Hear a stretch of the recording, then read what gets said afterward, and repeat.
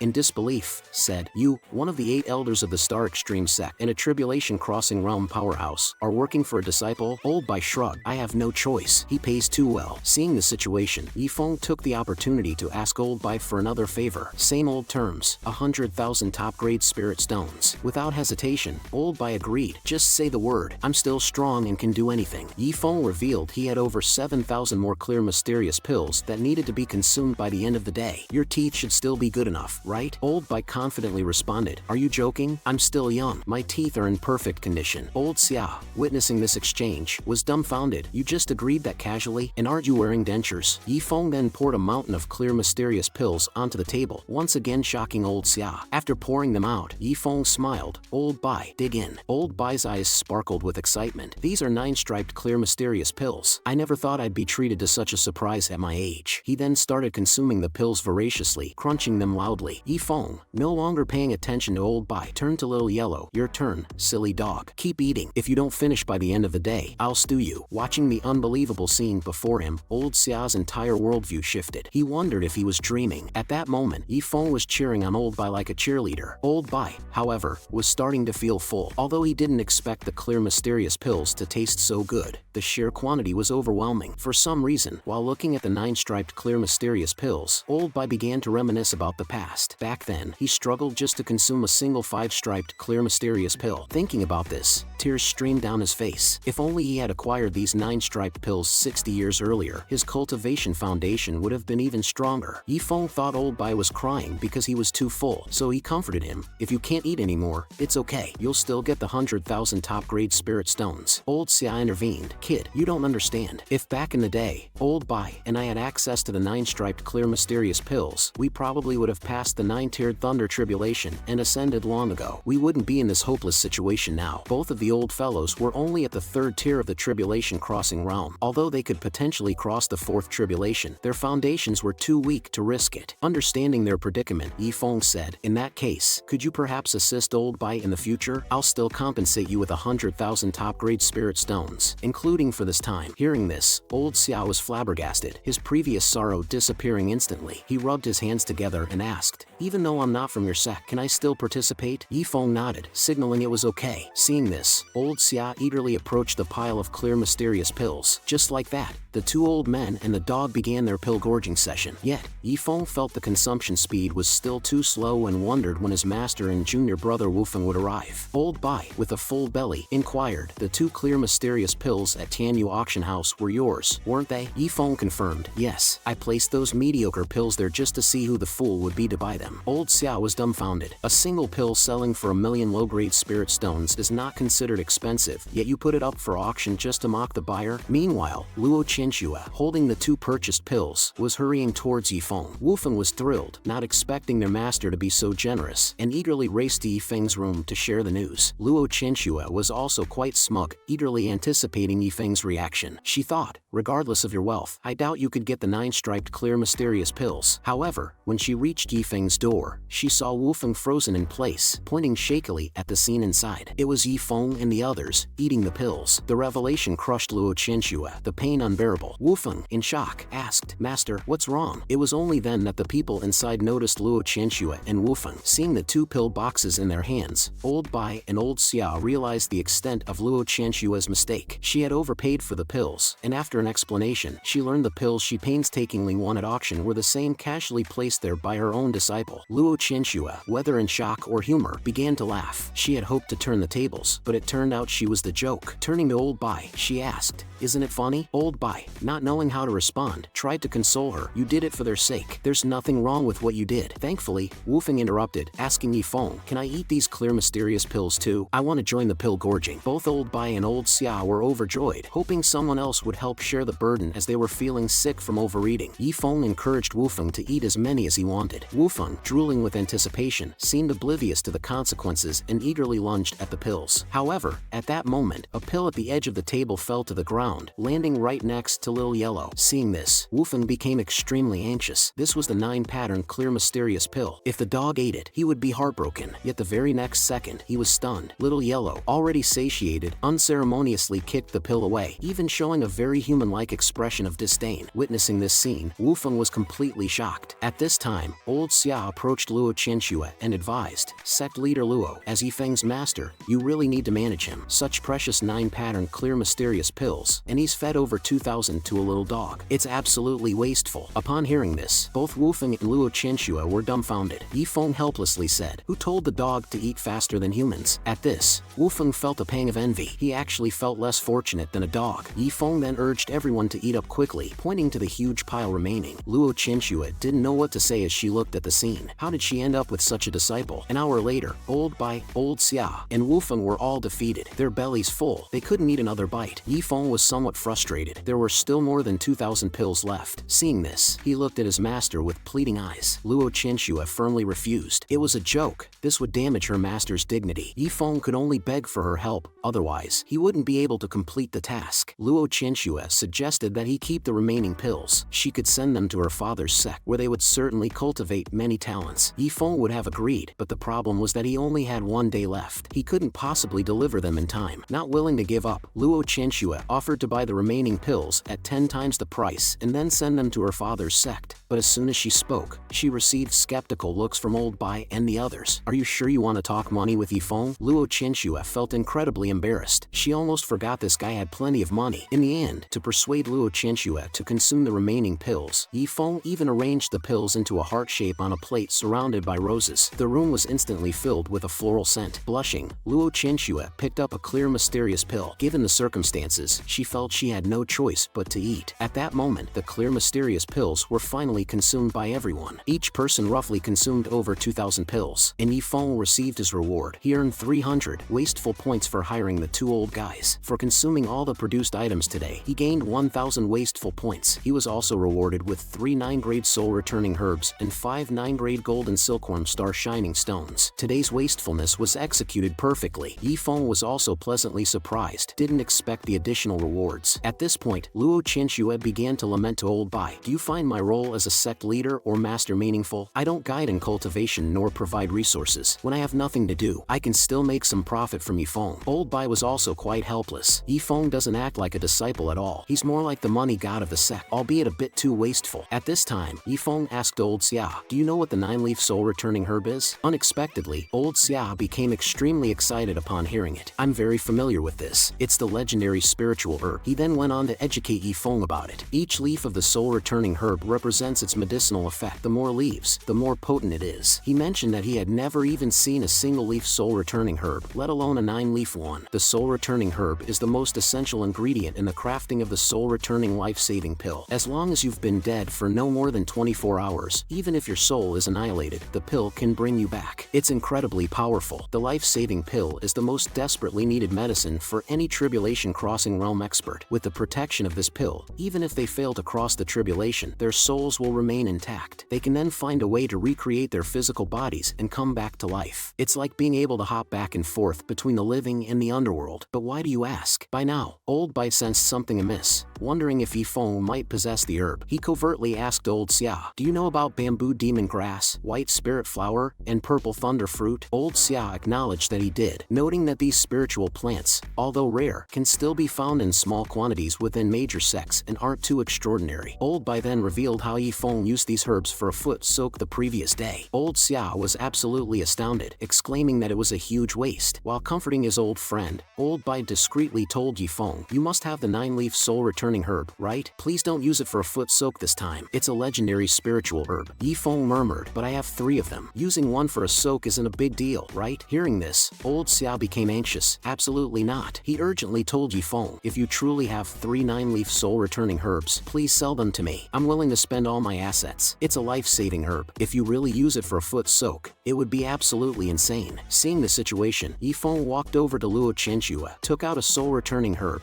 and handed it to her, saying, "This is a token of respect from your disciple." At this point, Luo Chenxue didn't even know what to say. Not only did Yifeng spend 100,000 top-grade spirit stones to become her direct disciple, he also gifted her 400,000 as a token of respect for becoming his master. Now, he was also gifting her a legendary spiritual herb. It felt as though she was just mooching off him. Unexpectedly, Luo Chenxue's thoughts took a risque turn, wondering if she would have to offer her body to him in gratitude in the future. She felt as if she was being taken care of by her disciple. "No," she thought, "I can't accept this soul-returning herb." But then she realized that she too would need the life-saving pill when it came time for her to cross the tribulation. Yifeng then decided on the distribution of the remaining 2 herbs, one for his foot soak, and the other for Old Bai. As long as he did some manual labor, Old Bai was overjoyed that he was included. However, Old Xia inquired, "Are you sure you only want manual labor? Consider me. I'm quite strong, you know? Don't be fooled by my appearance." Seeing the transformed muscular Old Xia, Yifeng was startled. Old Bai grew anxious, confronting Old Xia. "What are you trying to do? That soul-returning herb is mine. Don't even think about it." The two were at loggerheads, both wanting the herb. Meanwhile, Wufeng, having eaten too much, listened to their discussion and wondered if he should shamelessly ask his senior brother Yifeng if he could join in on the foot soak. Old Xia then approached Luo Chenxue. He invoked a historical reference, saying, "In ancient times, there was LV Feng Xian paying respects to his adoptive father. Now there's Xia Tianyu pledging allegiance." Yes, Old Xia wanted to join the Star Soul sect. "I've wandered for half my life regretting not joining a sect. If you, young Chenxue, don't mind, can I join your sect as an honorary elder?" Luo Chenxue was flabbergasted. "Old Xia, you're a 9th-grade alchemist and a mighty tribulation-crossing realm expert. Moreover, your Tianyu auction house is spread all over the Xiantian continent. Are you sure you want to join our modest Star Soul sect?" Old Xia affirmed his intentions. To ensure his entry, he even brought up past events. "Little girl, I held you when you were a baby. If you refuse, I'll go to your father." Luo Chenxue was speechless. Old Xia had his reasons. Seeing Yifeng casually gifting and using legendary herbs, it was clear he had many treasures. If Old Xia didn't build a relationship now, he might miss out in the future. Luo Chenxue asked with confusion, "What about the auction house business, Old Xia?" Old Xia replied, "I'll leave it to my good-for-nothing son." Old Bai was impressed, admitting defeat to his old friend's audacious move. Old Xia smirked and said, "I love the look on your face when you can't stand me but can't do anything about it. As for the soul-returning herb, it'll depend on everyone's performance from now on." This made Luo Chenxue so mad she felt like spitting blood. She never wanted to expand her sect. First, 2 unexpected disciples, and now a 9th-grade alchemist. How was she supposed to focus on her cultivation and ascend to the higher realm to seek revenge? Just then, Yifeng, ever the instigator, asked, "Does anyone know about the golden silkworm star shining stone?" This time, it was even more shocking. Both Old Bai and Old Xia, as well as Luo Chenxue, exclaimed, "You have a golden silkworm star shining stone?" Startled, Yifeng quickly denied, "I don't have it. I was just asking." But the 3 of them already knew his style. He definitely had the stone. Wufeng commented, "Senior brother, where did you get all these treasures from?" Just as everyone was pondering, Luo Chenxue received a notification. There seemed to be some issue at the sect. They had to rush back. It turned out her father had arrived with important matters to discuss. However, she knew he was here to inspect the progress of the sect. A few hours later, upon their return to Star Soul sect, they were greeted by her father, Luo Wuming, who immediately said, "You have disappointed me greatly." Seeing her father like this, Luo Chenxue thought something was seriously wrong, but Luo Wuming vented his frustration. "It was the recruitment day for the Star Soul sect recently. I wanted to visit during the celebrations, but there wasn't even someone to serve tea. I prepared so many gifts and waited a whole day without seeing anyone. If I hadn't sent you a message, I'd probably still be waiting." waiting. Luo Qianxue was embarrassed and introduced Yifeng and Leng Wufeng to her father, who said, "I didn't take any disciples. These two are my disciples." She felt a bit relieved that she had them as a shield. She then tried to appease her father. "Please don't be upset. See, I even took Yifeng as my direct disciple." Although Luo Qianxue was the reincarnation of a holy maiden, in her previous life she had no parents. This time, she wanted to cherish the love of her parents. Seeing her gesture, Luo Wuming took a closer look at Yifeng. He was quite surprised. His daughter had never been concerned about anything, and he didn't expect her to take a direct disciple. He inquired, "How's his spiritual root, Luo Qianxue?" She replied, "He has no spiritual root." Luo Wuming then asked, "What about his talent?" She responded, "He has no innate talent either." Luo Wuming now had a bewildered expression on his face. After hearing that Yifeng's cultivation level was also just average, Luo Wuming spat out, "What on earth made him your direct disciple?" Yifeng stepped forward and explained, "I bought the position with 500,000 high-quality spirit stones." Luo Wuming was flabbergasted. "Is that even possible? This is just too casual. Daughter, if you needed money, you could have just asked me. There's no need to do it this way." At this moment, Old Bai and Old Xia were vying to win Yifeng's favor. Old Xia even pulled out a stool for Yifeng to sit and rest. Old Bai was speechless. "Old man, have you forgotten martial etiquette?" Then Old Bai also made a move, offering massages and serving tea. Seeing their antics, Luo Wuming was utterly confused. He exclaimed, "Bai Tianhong, aren't you an elder of my Star Extreme sect? And Xia Tianyu, what are you doing at my daughter's sect?" After a half-hour-long explanation, Luo Wuming finally got an understanding of recent events, the 9-pattern clear mysterious pill, the 9-leaf soul-returning herb, and so on. He was so amazed he exclaimed, "Truly a god of wealth. Not only for my daughter's Star Soul sect, but even for my own Star Extreme sect. I would treat him with reverence." Old Bai nodded in agreement, suspecting that Yifeng might be from a certain special place. But Luo Wuming interrupted him, "Don't mention that place." Then he looked at his daughter, "As long as you're all fine, I'm content. I came to see how you're doing." That evening, as Yifeng was resting, Wufeng excitedly brought some foot-soaking water for him. Seeing this, Yifeng knew Wufeng's intentions. "Do you want to soak your feet too?" Wufeng replied, "Senior brother, you go first. I'll soak mine after you're done." Yifeng chuckled, "I'm not a stingy person. Bring another basin of water. Let's split the 9-leaf soul-returning herb in half, and each of us can have a share." Upon hearing this, Wufeng was moved to tears. "Senior brother, you're so good to me." What they didn't know was that Old Bai and Old Xia were secretly watching them from the rooftop. Seeing Yifeng using the precious herb to soak his feet, Old Xia felt his heart breaking. A day had passed since Yifeng soaked his feet. The legendary spiritual herb was truly powerful. Just by soaking his feet, both his body and soul were purified significantly. He now had a total of 2,510 wasteful points, and today's wasteful product was refreshed to be 10,000 fragments of underworld sword intent. Confused, Yifeng took one out, unfamiliar with its use. To test it, he called over Little Yellow and placed the underworld sword intent fragment on its forehead. Immediately, a gust of wind surged as the idea of the underworld sword intent emerged in Little Yellow's mind. However, from the outside, Yifeng didn't see anything special, but with his years of bookworm experience, he knew from its name alone that this must be a valuable item. He then asked the system if he could use the wasteful product, but was rejected. If he wanted to use it himself, a significant number of his wasteful points would be deducted. Yifeng felt troubled. Using it himself seemed impossible, and he couldn't ask others for help either. If they kept it hidden and he didn't retrieve it in time, it would be problematic. Thinking this, he hugged Little Yellow and went back to his room. Elsewhere, Luo Wuming was suggesting that Yifeng and Wufeng head to the Heavenly Dao battlefield for some experience. Luo Qianxue was slightly worried. While she trusted Yifeng, she was more concerned about Wufeng's safety. Luo Wuming assured her that he would select a few inner disciples from Star Extreme sect to accompany them. However, he was curious as to why she had so much faith in Yifeng. Despite having many treasures, wasn't Yifeng just a mortal? In the Heavenly Dao battlefield, even the weakest cultivator or beast could easily kill him. Luo Qianxue clarified that while Yifeng lacked spiritual roots, he had cultivated to the 9th peak of the Qi activation realm, and his spirit sea was 20 times larger than hers. This left Luo Wuming in disbelief. Luo Qianxue had set a record in the Star Extreme sect for the size of her spirit sea. How could a mortal without spiritual roots possess a spirit sea 20 times hers? Suddenly, a powerful surge of sword intent erupted, drawing the attention of the two, as well as Wufeng and Old Xia. They rushed to the scene, thinking an expert with underworld sword intent was attacking, and readied themselves. However, upon arriving, they found no such expert. Luo Qianxue pointed out, "Isn't that Yifeng?" Everyone looked and saw Yifeng playing frisbee with a dog that was emitting a powerful sword intent. The sight left Luo Wuming and the elders in shock. The one possessing the underworld sword intent was a dog. Who would believe this if they hadn't seen it themselves? was. Yifeng looked at them puzzled. Why are you here? Luo Qinshui inquired about the underworld sword intent and whether Little Yellow had comprehended it on his own. Yifeng replied, how is that possible? He's too dumb to comprehend it. I just had some fragments of the underworld sword intent, so I used it on him. Upon hearing this, everyone was dumbfounded. Such a waste. Yifeng became a bit nervous, seeing the master and old Xia looking at him as if they were about to scold him. Luo Qinshui explained that the underworld sword intent was extremely rare. Even in the heavenly Dao battlefield, obtaining it was no easy task. It all depended on one's luck, yet he casually used such precious fragments on a dog. Even if he was being wasteful, he should know his limits. Yifeng, curious, asked about the heavenly Dao battlefield. Luo Qinshui explained that their current location, the Xiantian continent, was just one of many lower realms. Every lower realm could access the heavenly Dao battlefield, and based on their strength, they would be sent to different areas. No one knew how the battlefield came to be, but it was known to be filled with many cultivation resources, legacies, treasures, etc. Apart from threats from beings of other dimensions, the native beasts inside were also very powerful, and one could easily meet their end there. After hearing this, Yifeng's system issued a new mission to go to the second layer of the heavenly Dao battlefield and slay 100 beasts at the 9th peak of the Qi activation realm. Seeing the reward of a massive number of wasteful points, Yifeng was certainly interested. However, he currently had abundant spiritual power but lacked martial skills and combat experience. What should he do? At that moment, Luo Wuming asked, Yifeng, how many fragments of underworld sword intent did you use on the dog? Observing the dog, he could see it had reached the pinnacle of sword intent and was on the verge of breaking through to the sword heart realm. It reminded him that even the ancestor of the Star Extreme sect took hundreds of years of dedicated cultivation and many fortuitous encounters to reach the sword heart realm, and the sword intent he comprehended was even inferior to the underworld sword intent. The dog's progress was defying the heavens. Yifeng laughed and said, not many, just about 10,000 pieces. Upon hearing this, the four of them stared fiercely at Yifeng, as if they wanted to tear him apart right there and then. 10,000 pieces? You are insanely wasteful. Something everyone desires, and you gave it to a dog. Yifeng replied defensively, I'm sorry, but in his heart, he thought, I would do it again if given the chance. Good thing I didn't ask them for help. It would have been a huge waste of time. Luo Qinshui, trying to contain her anger, told her father to take Yifeng away before she lost control and slapped him to death. Luo Wuming then led Yifeng away. Curious, Yifeng asked, where are we going? Luo Wuming replied, Star Soul sect was only established for Qinshui to hone her temperament. The real sect behind it is Star Extreme sect. At this moment, Luo Wuming was leading Yifeng to the Star Extreme sect. They planned to join the senior brothers in the Heaven's Way battlefield later. Seeing the opportunity, Yifeng quickly asked if the Star Extreme sect was powerful. Did they need any assistance? Were the sect members well fed? Perhaps he could gift everyone some spiritual stones to spend. But the more Yifeng spoke, the angrier Luo Wuming became. Turning around, he shouted, shut up. Our Star Extreme sect is a holy land, very wealthy, and doesn't need your concern. They stopped at an inn for the night. Yifeng was looking forward to seeing what extravagant items he could spend on the next day. Upon waking up, he hastily opened his system. It showed that the wasteful item for the day was 100,000 high-grade spiritual stones. Relieved, Yifeng thought that it shouldn't be too hard to spend just that amount. Next, he wanted to draw a martial skill. After specifying an upper-tier human-level martial skill and spending 100 wasteful points, he obtained the Fire Dragon Fist technique. Feeling lucky, Yifeng thought about how he usually needed several tries to get something of this caliber, but he was dumbfounded the next moment. The system indicated that the Fire Dragon Fist required fire elemental spiritual energy to use. Panicking, Yifeng thought about where he could find fire elemental spiritual energy as someone without a spiritual root. The system suggested he try changing his energy type. To his surprise, Yifeng could transform his spiritual energy into any attribute. Just as he was about to test the power of the Fire Dragon Fist, he heard Master Luo Wuming calling him, signaling it was time to move on. As they traveled, Yifeng started to throw the spiritual stones into the air. The flying Luo Wuming, using his flying sword, looked back in astonishment. Yifeng, what are you doing? Yifeng replied, I'm bestowing gifts from the sky, creating windfalls for the lucky. Luo Wuming was visibly irritated. Even if you have a lot, you shouldn't be this wasteful. One day when you have nothing left, you'll regret this. Suddenly serious, Yifeng asked, Master, do you know what the most painful thing in life is? For someone devoted to swordsmanship,